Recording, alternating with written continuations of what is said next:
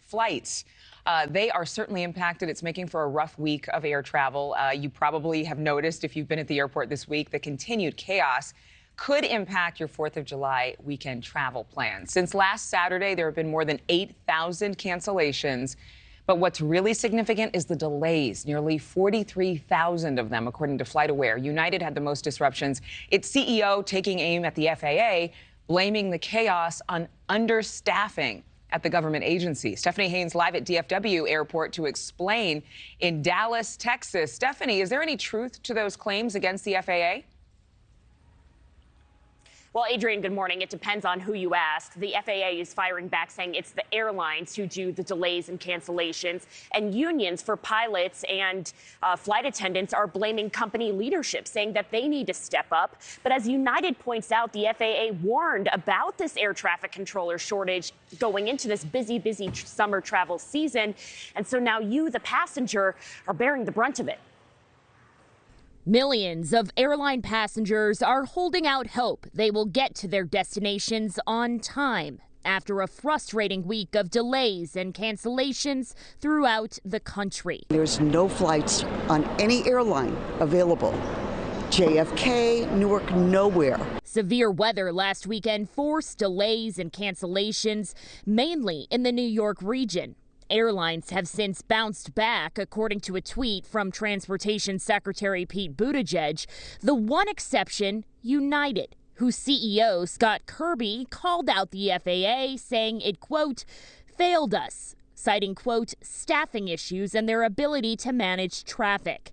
In response, the FAA says, we will always collaborate with anyone seriously willing to join us to solve a problem. Scott Kirby came out swinging. He's clearly upset about the air traffic control situation. He doesn't have much concrete evidence that the FAA was solely at fault here, but he is pointing to something that people have been warning about a long time. The Union for Air Traffic Controllers testified before Congress back in April that the number of fully certified air traffic controllers is the lowest it's been in 30 years.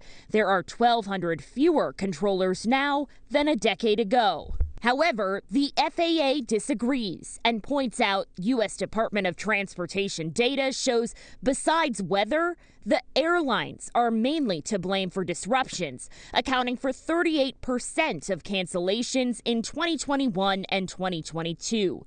Both the Airline Pilots Association and the Association of Flight Attendants agree with the FAA that United's current issues are not from the lack of air traffic controllers. The president of one tweeting this photo Wednesday, apparently showing crews sleeping in airport cots. Quote, this is the situation across the country, United for crews.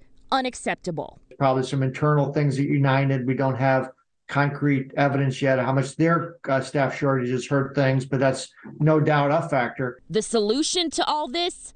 Patience until the airlines and the FAA figure this all out. Okay, Adrienne, so under the Passenger Bill of Rights, the airlines should have to reimburse you or refund you if a cancellation or delay is technically their fault. And here's the other thing that's coming up. Congress must reauthorize the FAA this fall, meaning they have to give it a whole new set of funding and a whole new set of guidelines. So this is certainly to be talked about.